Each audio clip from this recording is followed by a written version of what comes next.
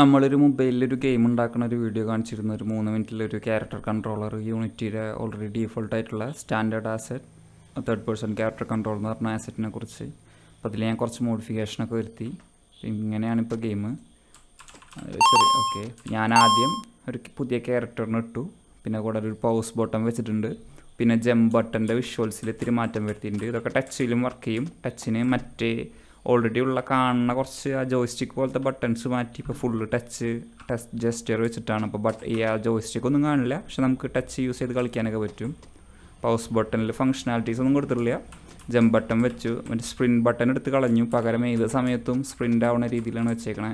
പിന്നെ കുറച്ച് കളക്ട് ചെയ്യാൻ പറ്റുന്ന കുറച്ച് സാധനങ്ങൾ വെച്ചിട്ടുണ്ട്. ഇതൊക്കെ നമുക്ക് ഇങ്ങനെ കളക്ട് ചെയ്യാം.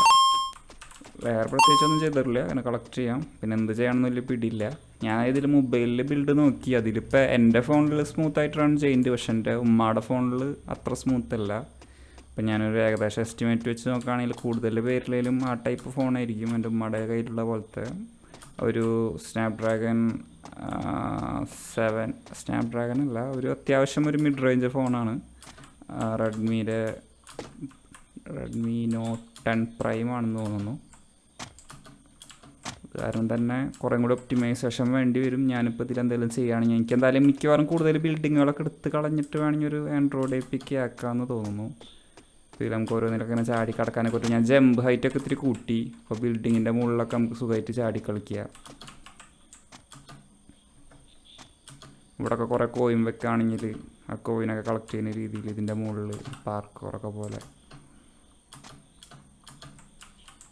ഡബിൾ ജമ്പൊക്കെ വെക്കണം എന്നുണ്ട്. പക്ഷേ എനിക്ക് കംപ്ലീറ്റ് ആയിട്ട് ഇതിൻ്റെ ഇൻപുട്ട് അറിയില്ല. ഈ ആസെറ്റിൻ്റെ ഇൻപുട്ട് കറക്റ്റായിട്ട് അറിയില്ല.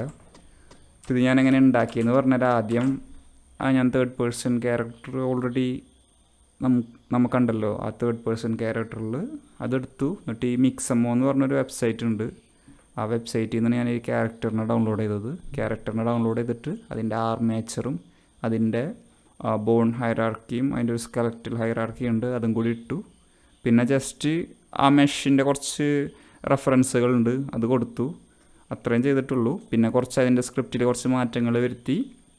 ഈ ബട്ടൺസിനും അങ്ങനത്തെ കുറച്ച് കാര്യങ്ങളൊക്കെ മാറ്റം വരുത്തി. എപ്പോഴും സ്പ്രിൻ്റ് ആവുന്ന രീതിയിലും ഒരു ചെറിയ ചെറിയ വ്യത്യാസമൊക്കെ വരുത്തി. ഏകദേശം ഒരു 2-3 മണിക്കൂറിൽ ഉണ്ടാക്കാൻ പറ്റും. പിന്നെ നിങ്ങൾ ഈ കാണുന്ന ഈ ലൊക്കേഷൻ, ഇത് കമ്പനിയുടെ പേര് ഞാൻ മറന്നുപോയി. ഒരു കമ്പനിക്കാരുണ്ടാക്കാനാണ്. അതിപ്പോൾ അടുത്തൊരു ഹമ്പിൾ ബണ്ടിലിൽ ആ കമ്പനിക്കാരുടെ ഒരുപാട് സാധനങ്ങൾ ഇങ്ങനെ വില കുറവിന് കൊടുക്കുന്നുണ്ടായിരുന്നു. ഒരു 2000 രൂപ വരും അത്.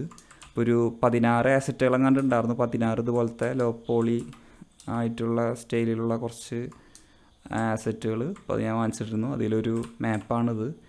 അപ്പോൾ ഇങ്ങനെ വാങ്ങണം എന്താണെന്ന് വെച്ചാൽ എനിക്ക് കൊമേഴ്ഷ്യലായിട്ട് യൂസ് ചെയ്യാം. അപ്പം ഞാൻ ഇങ്ങനെ യൂസ് ചെയ്യുമ്പോൾ എനിക്ക് പിന്നെ ഭാവിയിൽ പ്രശ്നങ്ങളൊന്നും വരില്ല.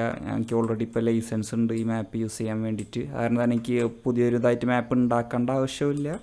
ഞാൻ അത് ഉപയോഗിക്കുമ്പോൾ എനിക്ക് എന്തെങ്കിലും ഭാവിയിൽ എന്തെങ്കിലും പ്രശ്നം ഉണ്ടെങ്കിൽ എനിക്ക് ആ ലൈസൻസ് ഉപയോഗിക്കാം.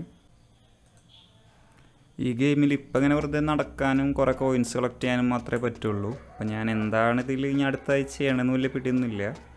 അപ്പോൾ ഞാൻ എന്തെങ്കിലുമൊക്കെ ഒരു ചെറിയൊരു ഗെയിം പ്ലേ മെക്കാനിസം ഉണ്ടാക്കിയിട്ട് ഒരു ആൻഡ്രോയിഡിൽ റിലീസ് ചെയ്യണമെന്നാണ് ഇപ്പം എൻ്റെ ആഗ്രഹം. അപ്പോൾ അതിനിപ്പോൾ എന്താണ് കറക്റ്റായിട്ടുള്ള അടുത്ത പ്ലാനെന്ന് മനസ്സിലാവുകയാണെങ്കിൽ ഞാനൊരു വീഡിയോ ഇടുന്നതായിരിക്കും. എനിക്ക് ഇത് നാളേക്കുള്ളിൽ തീർക്കണം എന്നുണ്ട്. കാരണം നോർമലി ഞാൻ ഇപ്പോൾ ഒരു പ്രൊജക്റ്റൊക്കെ എടുക്കുകയാണെങ്കിൽ അത് കുറേ ദിവസമൊക്കെ പിടിക്കുകയാണെങ്കിൽ ഞാൻ അത് മതിയാക്കി പോവാറുണ്ട് പതിവ്. അപ്പോൾ ഇത് പെട്ടെന്ന് തീർക്കണം എന്നുണ്ട്. അപ്പോൾ നാളേക്കുള്ളിൽ എന്തെങ്കിലും എനിക്കൊരു അത്യാവശ്യം നല്ല ഗെയിം പ്ലേ മെക്കാനിസം കിട്ടുകയാണെങ്കിൽ ഞാൻ അത് ചെയ്ത് ഗെയിം റിലീസ് ചെയ്യുന്നതായിരിക്കും.